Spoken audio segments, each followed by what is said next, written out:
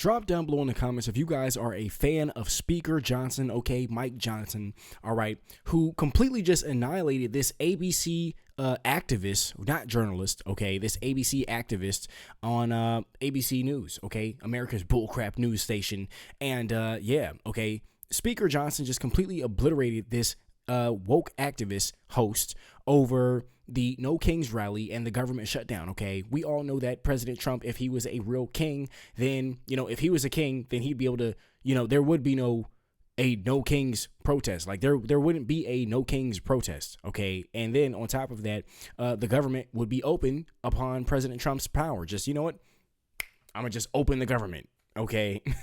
It wouldn't be a government shutdown right now, but, yeah, you have the Democrats and stuff like that, so there's that. Anyways, shout out to the King Squad. Smash the like button, hit subscribe. Thank you for any and all donations. All the links to support the channel down below in the description. And let's get right into this video. Let's go.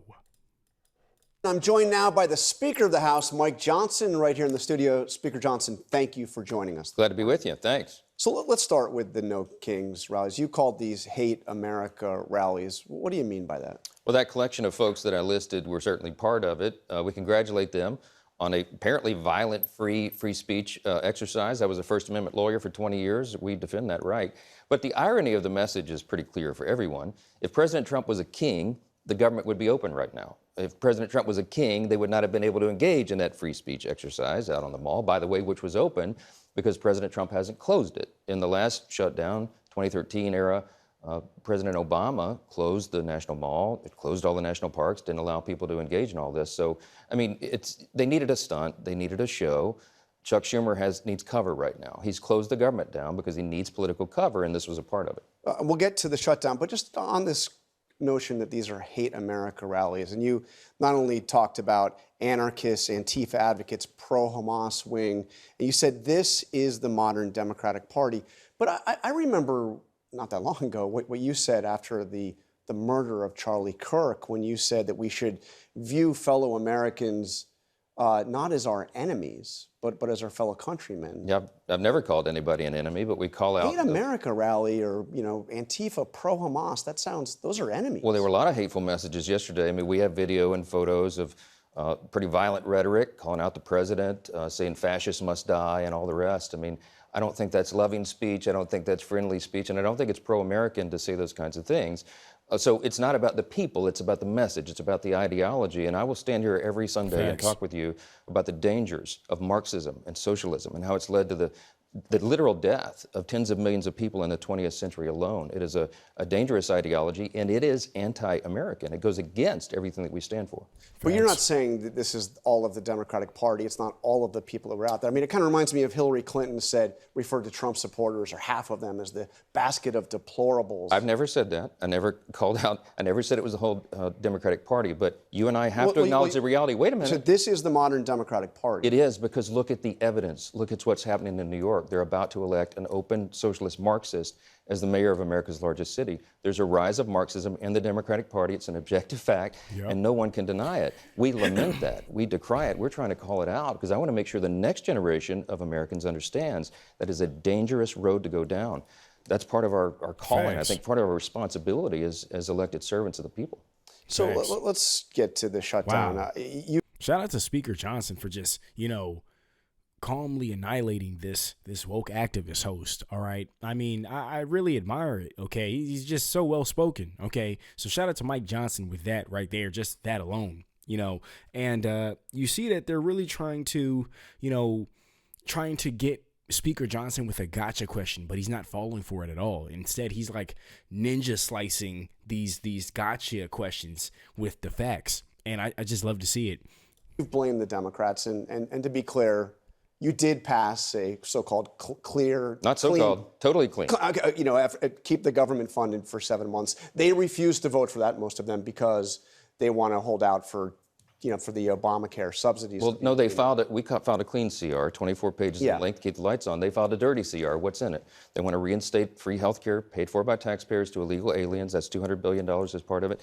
They want to give money back to the Corporation for Public Broadcasting. They want to take $500 million from rural hospitals. And they want to engage in all sorts of spending on foreign projects around the globe. That is actually on paper. That's their kind of proposal. We can't do that. Okay, so the Democrats did not vote for the clean funding bill. They have chosen to shut the government down, to fight for the health care and the other items you mentioned. But let me ask you, why, as this is going on, why is the House not in session? Well, first of all, we're fighting for health care as well, not just in word, but in deed. We put it in the one big beautiful bill, the Working Families Tax Cut, real reforms to Medicaid to make it work better, to preserve the program, because we had illegal aliens receiving benefits. We had young able-bodied men who were not working, they don't have dependents, they were riding the wagon. We cleaned that up in our bill. In their counterproposal, what Chuck Schumer is arguing for is he wants to reverse those reforms, which would be a terrible policy decision for the people. But I'm actually asking a different question. I said, why is the House not? Drop down below in the comments if you guys think that Chuck Schumer is trying to do like a last stand, okay? Like he's trying to like, you know, maintain a position of power in his final moments kind of thing. I mean, that's really what it looks like with everything regarding Chuck Schumer. But let me know what you guys think down below in the comments. All right. On in session. I mean, I covered day to day those previous shutdowns, including the one you mentioned in 2013. I recall there were House hearings during that shutdown about how President Obama was handling the shutdown. Yeah. Why is the House not in session as this is The House did its job. Exactly a month ago today, on September 19th, we passed the clean resolution. The continuing resolution would keep the lights on, keep the government working for the people. By the way, keep Border Patrol agents paid, our troops paid, air traffic controllers, all the rest, all the services that go to veterans and young women who need nutrition assistance for their infants. The Democrats, every single one of them, have now voted 11 times, except for 3 Democrats in the Senate. They voted 11 times to shut down the government and cease and halt all of those services and programs. But I'm still understanding, why is the House not in session? You passed a 7-week temporary funding bill. Is that the entirety of the Republican agenda? No, it Why is aren't not. you? No, it is not. But I refuse to allow us to come back and engage in anything until the government's reopened, when the Democrats do the right thing for the people. They're playing politics, and we have to use every ounce of leverage we have to make sure they do the right thing. They have literally chosen, this is a true statement, you think about it, look at their votes and their actions. They have chosen restoring benefits by taxpayers to illegal aliens over paying our troops and our Border Patrol agents and TSA and all the rest. It's unconscionable. It's never been done before. As you know, neither Medicaid nor the Obamacare subsidies can go to undocumented. You know why? Because we got it signed into law July 4th, and they're trying to repeal it, Jonathan. That's the whole point. But you were doing this 7-week extension to give you time to pass funding for the rest of the year. That's right. Why aren't you working on that now? We are working on that. We don't have to be on the House floor to do it. Our appropriators are working around the clock. They have been. They're negotiating not just in our party, but across the aisle to get the next batch of appropriations bills ready to go. It's a great point. All we did was a simple CR. There's not a single Republican policy priority on the CR. But there are no committee hearings on these budget bills. There are no votes on these budget bills. Very important, very important. The House has already passed the 12 appropriations bills through committee. They don't need a committee hearing to do that. We need to get them off the floor. But it's been stopped by the Democrats in the Senate. And why? Because Chuck Schumer is afraid that one of these Marxists is going to run against him in his next reelection, and he has to get political cover. When he did the right thing in March. Didn't we just say that? We just said that, okay? It's kind of like Chuck Schumer's doing like a last stand, or at least trying to like maintain some type of position of power. Whatever leverage he has left, he's using it. All right. And you see that Speaker Johnson is consistently just addressing what's actually happening, okay? He's not letting this propaganda from the left slide at all. And I'd love to see it, okay? I absolutely love to see it. But let me know what you guys think down below in the comments, okay? And what are your thoughts with this, everything regarding this government shutdown, okay? And the Democrats wanting the illegals to have benefits. He voted for the nearly identical CR. He took massive heat from the far left. Many of the groups that were out there protesting yesterday, he can't face them again. This is plainly and simply a selfish decision on his part. There's also no oversight going on, no oversight hearings. I want to ask you. There is oversight going on. Well, there are no committee hearings going on. There's Jonathan, just 2 days ago on Friday, the House Oversight Committee released the 3rd batch of Epstein files, the documents from the Epstein estate that includes, by the way, his personal phone logs, his travel logs, his financial documents, and even his daily calendar. That stuff is happening right now. We don't need to be on the House floor to do that. So Steve Bannon likened the Congress to the Russian Duma, which of course is just a rubber stamp for Vladimir Putin. How do you respond to that? I think this is an absurd notion. We have unified government. The American people put Republicans in charge of the White House, the Senate, and the House. We are delivering for the people. You can make an argument the first 9 months of this Congress and this administration were the most successful, productive in history.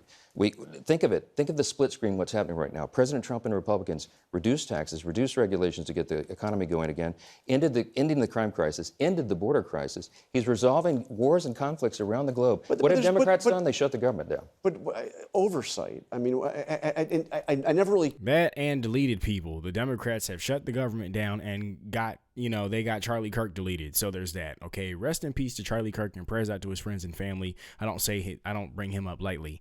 All right. But that, and then they tried to get President Trump deleted.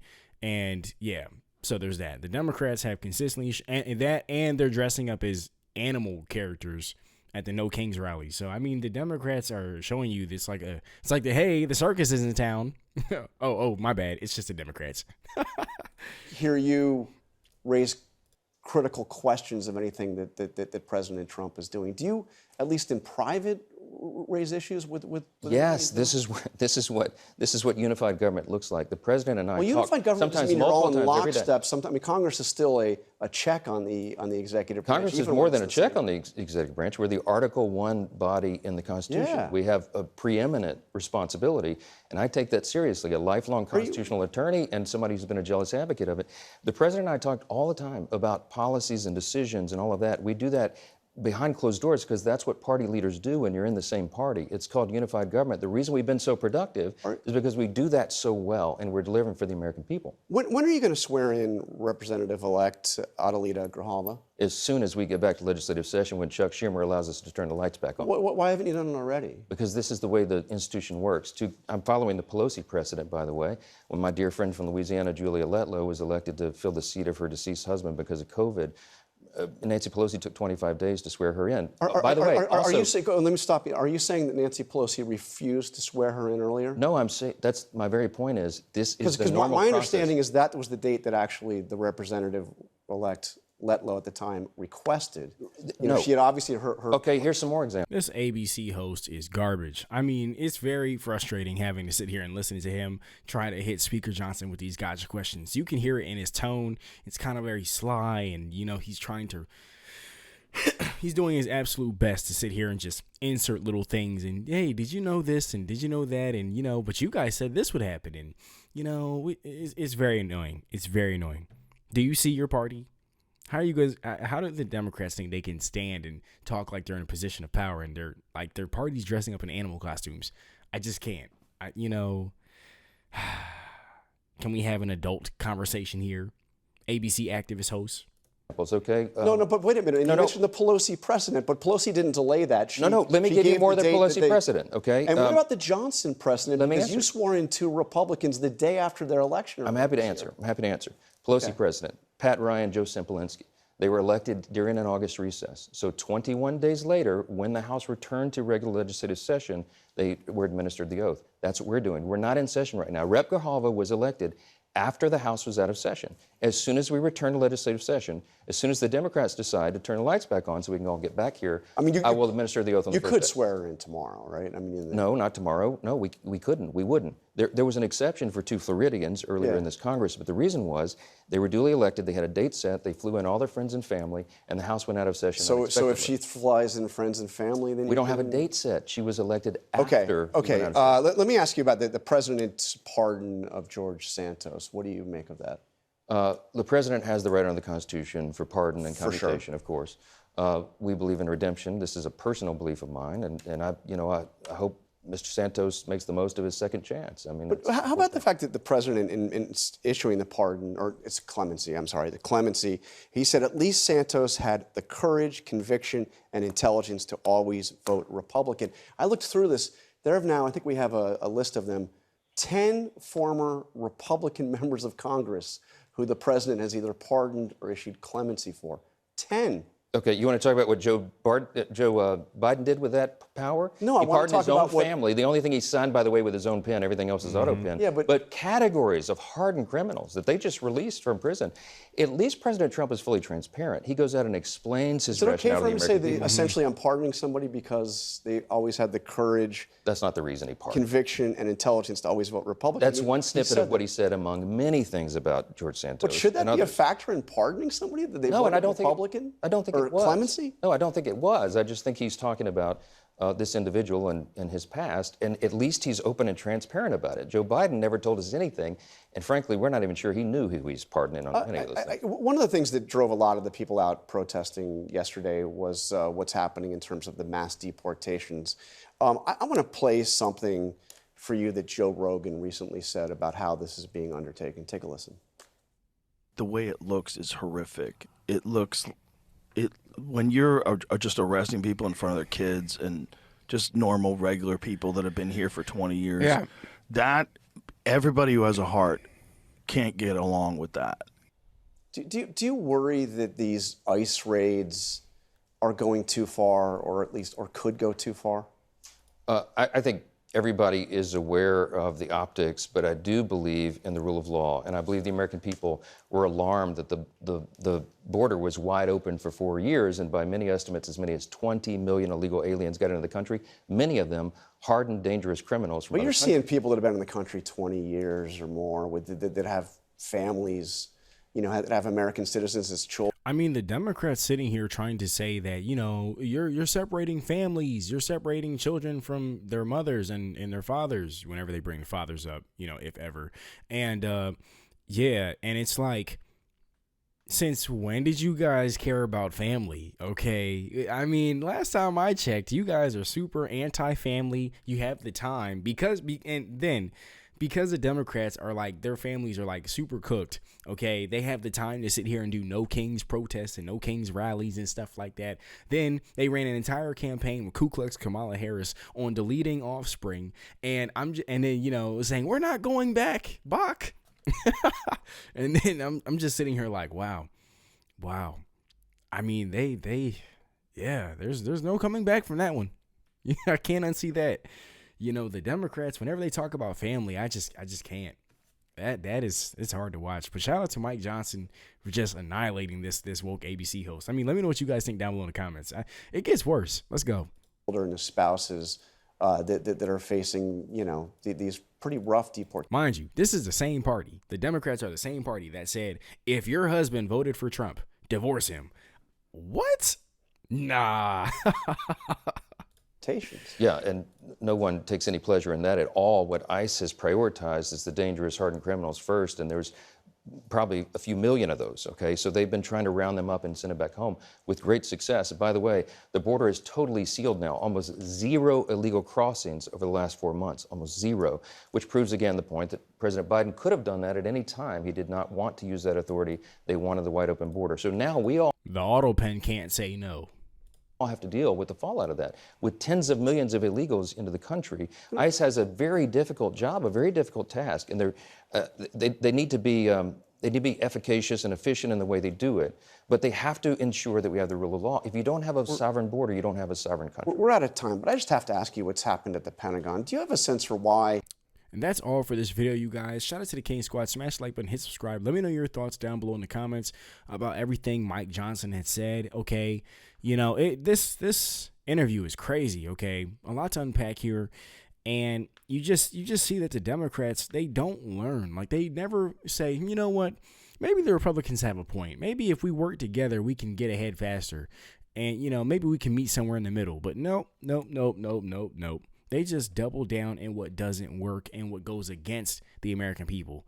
It is sickening, but that's all for this video, guys. Shout out to the King Squad. Thank you for tuning in. Thank you for everyone who left a positive comment. I appreciate you guys. You guys are awesome. Don't let anybody tell you different, okay? Shout out to our haters. They are our motivators. I know they're always watching, and we're on the way to 210,000 subscribers. This is awesome. I'm excited, and yeah, thank you for any and all donations. All the links to support the channel are down below in the description. I appreciate you guys, and I'll see you in the next one. Peace.